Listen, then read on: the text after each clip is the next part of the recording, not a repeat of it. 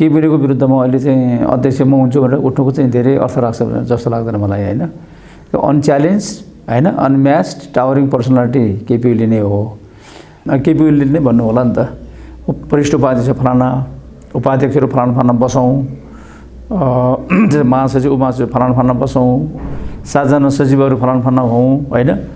त्यसले यसरी चाहिँ मिलेर जाउँ हामी, अहिले चाहिँ तपाईँको विवाद नगरिदिनुहोस् भनेर उहाँले भन्यो भने सायद त्यो कुरालाई सबैले स्वीकार जानुपर्ने स्थिति छ यसपटक चाहिँ हाम्रो होइन। बाबा सनफ्लावर ओइल, शुद्धता यसमै भेटिन्छ। शक्तिको हिसाबले केपीले जे भन्यो त्यो हुने स्थिति छ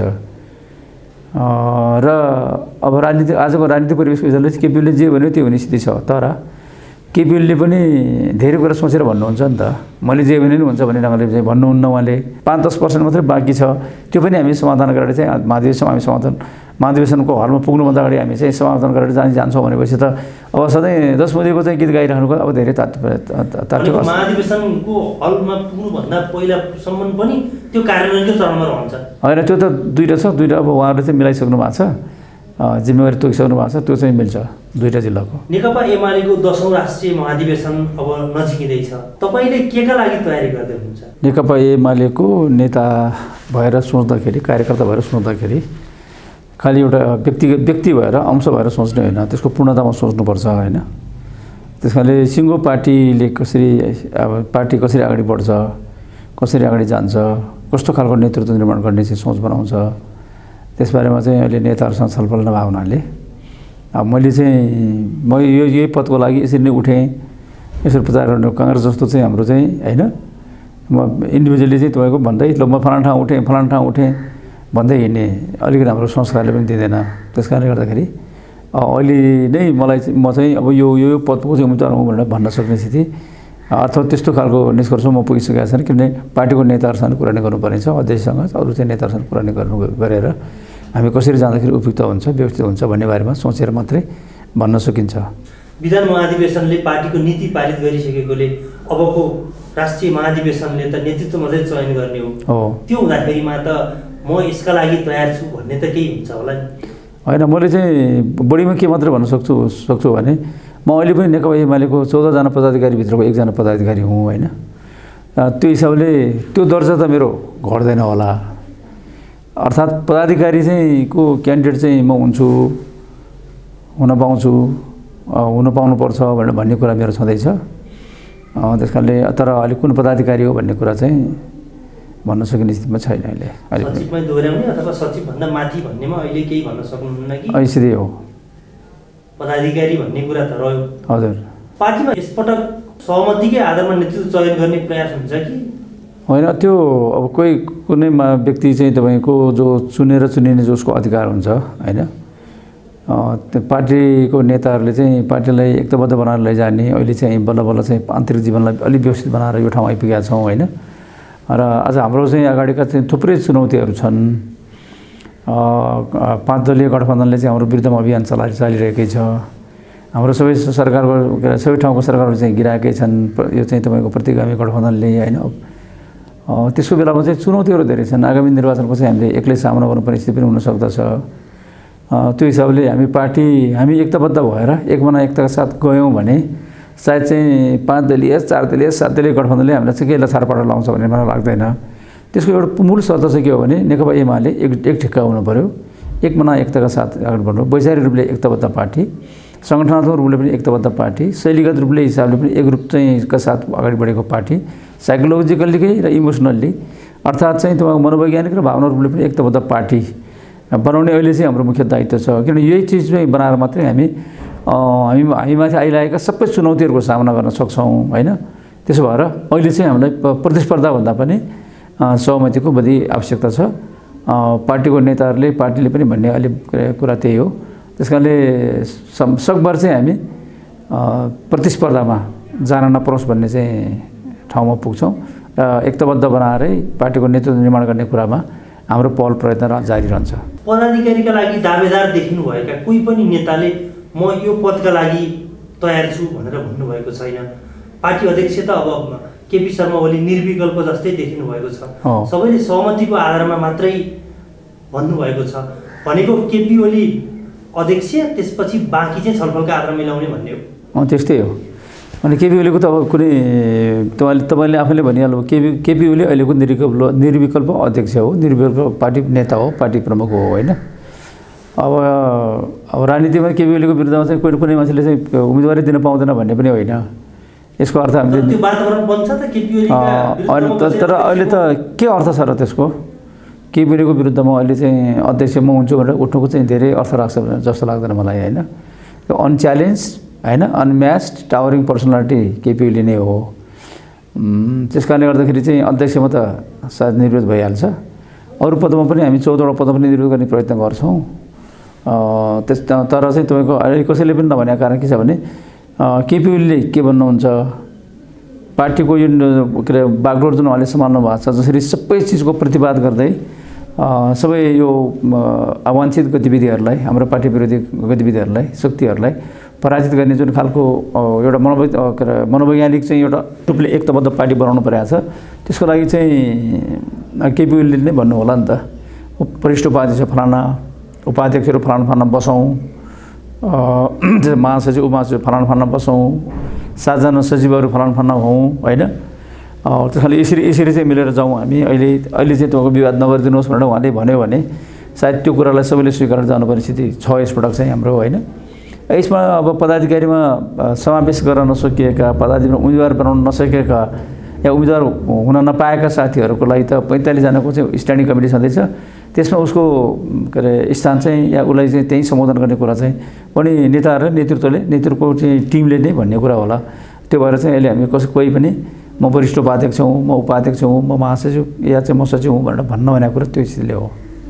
भनेको पदाधिकारीका लागि केपी ओलीले जसलाई प्रस्ताव गर्नुहुन्छ अथवा जुन खालको प्रस्ताव ल्याउनुहुन्छ त्यही प्रस्ताव नै स्वीकृत हुने देखियो होइन।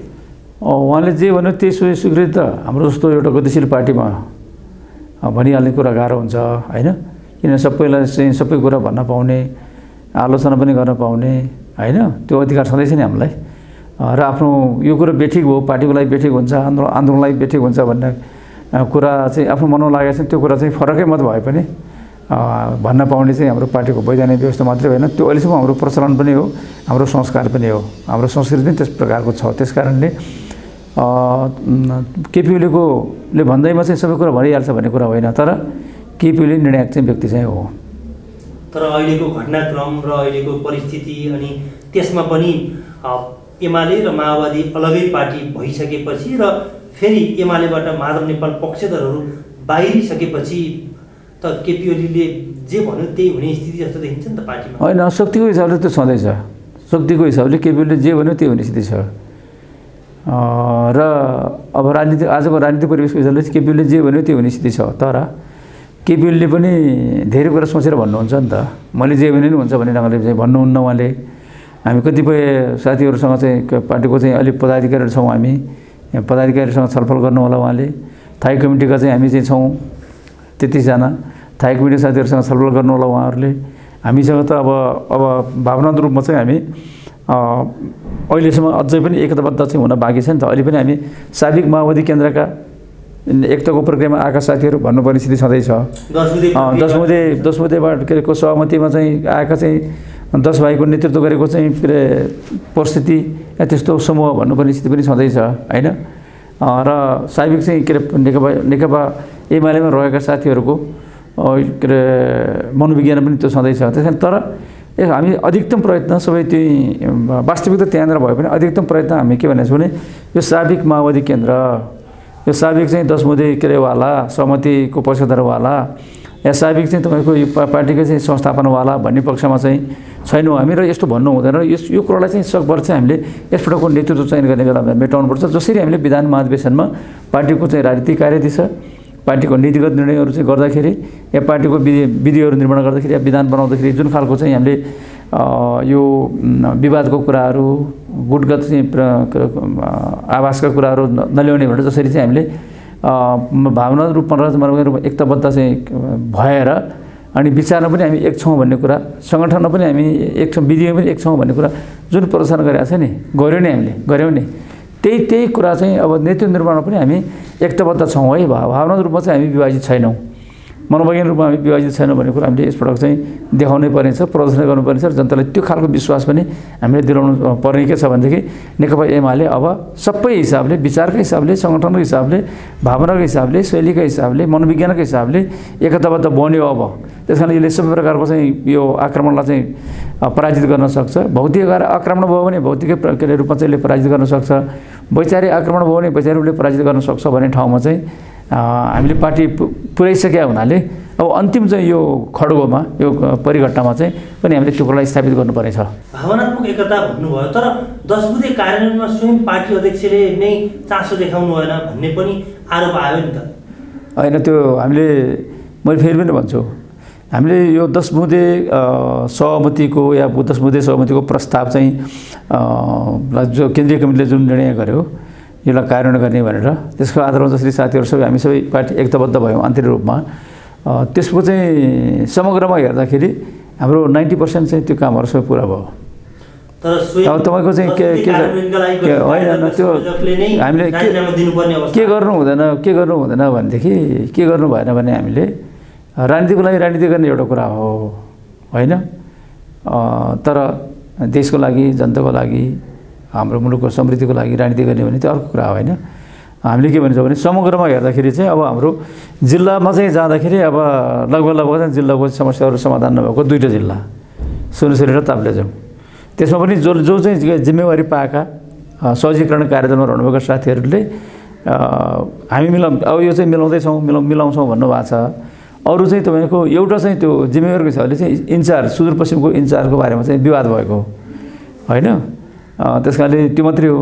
त्यो भन्दाखेरि त हाम्रो त प्रदेश त भूगोलले 7वटा, अरू चाहिँ सम्पर्क समन्वय समितिले 8वटा, विशेष चाहिँ के अरे कमिटीले चाहिँ के अरे 9वटा प्रदेश कमिटीहरूको समस्या चाहिँ सबैको समाधान भएर एउटा प्रदेश कमिटीको इन्चार्जको बारेमा मात्रै विवाद भइरहेछ अहिले होइन, एउटा कुरा। दोस्रो कुरा चाहिँ अब 77वटा जिल्ला छन् अनि अरू चाहिँ विशेष जिल्लाहरू छन् हाम्रा 3-4वटा।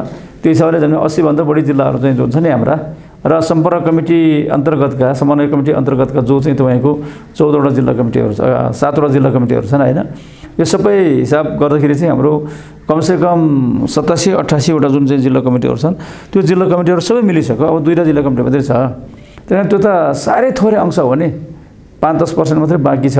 त्यो पनि हामी समाधान गरेर चाहिँ महाधिवेशनको हलमा पुग्नुभन्दा अगाडि हामी चाहिँ समाधान गरेर जान्छौँ भनेपछि त अब सधैँ 10 बुँदेको चाहिँ गीत गाइराख्नुको अब धेरै तात्विक महाधिवेशनको हलमा पुग्नुभन्दा पहिलासम्म पनि त्यो कार्यान्वयनकै चरणमा रहन्छ होइन। त्यो त 2टा छ, 2टा अब उहाँहरूले चाहिँ मिलाइसक्नु भएको छ, जिम्मेवारी तोकिसक्नु भएको छ, त्यो चाहिँ मिल्छ 2टा जिल्लाको। तर कार्यदल संयोजक स्वयंले नै यो मलाई गर्न दिएन भनेर भन्नुभयो नि त। होइन, उहाँलाई गर्न कसैले रोकेको छैन, दिएन भन्ने कुरा गलत कुरा हो। उहाँ चाहिँ सहजीकरण समितिको संयोजक हो नि त। उहाँ संयोजक, अहिले चाहिँ वर्तमान चाहिँ इन्चार्ज जो चाहिँ त्यहाँ सदस्य अनि वर्तमान अध्यक्ष जो त्यो सदस्य, उहाँहरू 3जना बसेर निर्णय गरे भइहाल्यो नि त।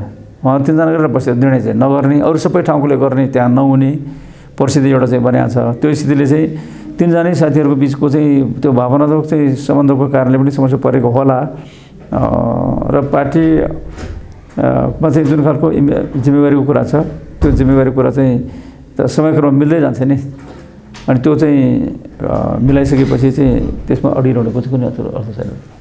तर पार्टी अध्यक्ष स्वयंले सहजीकरण नगरेको भन्ने भीम रावलको आरोप थियो होइन। यसो हेर्दा त हिजोका दिनमा माधव नेपालले केपी ओलीले सहमति गर्नुहुन्छ तर कार्यान्वयन गर्नुहुन्न भन्ने गर्नुहुन्थ्यो नि। त्यो होइन, त्यस्तो कार्यान्वयन नगरेको कुरा मैले अहिले त्यत्रो व्याख्या गरिसकेँ। सबै जिल्ला कमिटी भइसक्यो, 2टा जिल्ला कमिटी, त्यो कार्यान्वयन नगरेको हुन्छ र त्यो त 90% कट्यो भने त 100 मान्ने चाहिँ अब चलनै छ नि दुनियाँमा। त्यो त 100% भयो भने पनि हुन्छ हामीले, तर छिटफुटमा अलिअलि चाहिँ बाँकी त छ नि त। त्यस कारण त्यसको अर्थ चाहिँ तपाईँको उहाँले चाहिँ के अरे सम्झौतामा धोका दियो भन्ने कुरा चाहिँ गलत कुरा हो होइन। खालि चाहिँ सुदूरपश्चिमको इन्चार्जमा चाहिँ समस्या भयो। इन्चार्ज चाहिँ अध्यक्षले भन्नुभयो, इन्चार्ज चाहिँ विभिन्न परिस्थितिले एकताको भावना पनि मध्यनजर राखेर अहिले जो इन्चार्ज छ त्यसैलाई छोडिदिनुहोस्, तपाईँ उपाध्यक्ष यसै हुनुहुन्छ, सिनियर यसै हुनुहुन्छ, अनि तपाईँलाई चाहिँ तपाईँको त्यस कारणले गर्दाखेरि तपाईँलाई चाहिँ के अरे अरू कुनै के अरे सिनियर जिम्मेवारी दिउँला मिलाउँला होइन भन्ने कुरामा चाहिँ उहाँले पनि सहमति जनाउनु भएन नि। उहाँले लखण्डी खोजे भए त त्यो 10 बुँदे सहमति नै गर्ने थिएन। माधव नेपाललाई साथ नदिएका नेताहरू र तपाईँहरूका बिचमा एउटा खालको अन्डरस्ट्यान्डिङ पनि देखिन्छ। हो उनीहरूलाई समेटेर लैजाने कस्तो खालको परिस्थिति बन्ला यो 10औं महाधिवेशनपछि? होइन, 10औं महाधिवेशन चाहिँ जो चाहिँ हाम्रो केन्द्रीय कमिटीको सदस्यहरू जो हुनुहुन्थ्यो त्यो सबै जो यता बस्नु भएको छ एकीकृत समाजवादी जानु भएन, उहाँहरूको चाहिँ यसपटक चाहिँ उहाँलाई हामी जसरी पनि एडजस्ट गर्छौँ, एउटा कुरो होइन। दोस्रो कुरा चाहिँ तपाईँको पदाधिकारीको चाहिँ हकमा चाहिँ कुन कुन पदाधिकारी के अनुसार होला त्यो अनुसार चाहिँ तल पदाधिकारी त म एउटा पदाधिकारी मेरो पनि तलमाथि हुनसक्छ, अरू साथीहरू पनि तलमाथि हुनसक्छ होइन। पदाधिकारीमा तलमाथि हुन सक्ने कुरालाई चाहिँ तपाईँको अस्वाभाविक मान्नु भएन। तर जेनरल कुराहरू केन्द्रीय कमिटीमा आउने कि नआउने, जिल्ला कमिटीमा आउने कि नआउने, प्रदेश कमिटीमा आउने कि नआउने भन्ने कुरा चाहिँ के अरे यो चाहिँ जेनरल कुरा हो। त्यसमा चाहिँ सबैको तलमाथि गर्न पाउँदैन जो साबिकमा थिए भन्ने कुरा छँदैछ।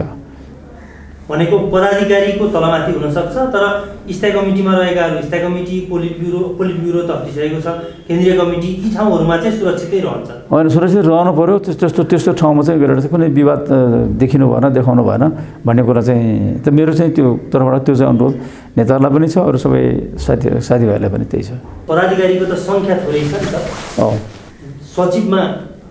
सचिवको सङ्ख्या बढाइएको छ, तर अरू त पदाधिकारीको सङ्ख्या त घटाइएको छ। सङ्ख्या सचिवको बढेको अरूको घटेको गर्दाखेरि पनि पोहोर चाहिँ गत वर्षभन्दा एक सङ्ख्या बढी नै हो। अहिले पहिला कति थियो र पहिला चाहिँ 5 जना उपाध्यक्ष, 5 जना सचिव, 10 जना उपाध्यक्ष, के अरे अध्यक्ष 11 जना अनि 2 जना चाहिँ उपमहासचिव होइन, 13 जना, महासचिव 14 जना हो। अहिले चाहिँ 1 जना महासचिव घट्नुभयो, उपमहासचिव घट्नुभयो होइन। उपाध्यक्ष चाहिँ कति पहिले 5 जना थियो नि त, 1 जना महासचिव घट्नुभयो, अब 2 जना सचिव बढ्नुभयो, फरक त्यति त हो नि।